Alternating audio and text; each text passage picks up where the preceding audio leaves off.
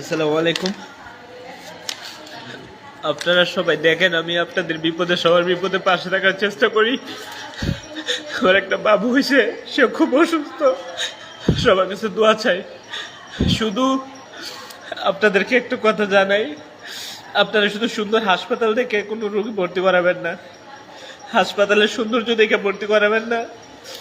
আমার বাবুটাকে আমার ওয়াইফকে যে হাসপাতালে ভর্তি করাইছি, ওইটা খুব স্মার্ট হতে পারে, কিন্তু এটা ডাক্তার থেকে ধরে নার্স একটা ক্যানুলা পর্যন্ত ফিট করতে পারে নাই।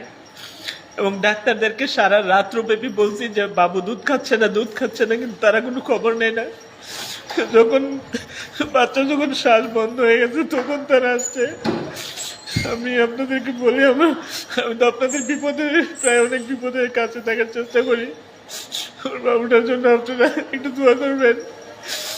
সবাই যে কোনো হাসপাতালে যাকে দেখে ভর্তি করে দিয়েন না, আপনাদের কাছে দোয়া চাই। ওর বাবুটাকে স্টার লাইফে নিয়েছে, প্লিজ সবাইকে এটা দেখার সুযোগ করে দিবেন। আমি তো স্টেশনে একটা লোক মারা যাচ্ছিল, সাহায্য করার চেষ্টা করছি। একটা লোক বিষ খেয়ে মারা যাচ্ছিল, এটারও সাহায্য করার চেষ্টা করছি আমার সাধ্য মতো। আল্লাহ আমাকে এমন একটা অবস্থা দিয়েছে, আমি আপনাদের কাছে দোয়া চাই। যেখানে খুশি সেখানে আপনারা আপনাদের রুগী টুকি ভর্তি করেন না, আপনারা দোয়া করবেন। এটা হচ্ছে স্টার লাইফ।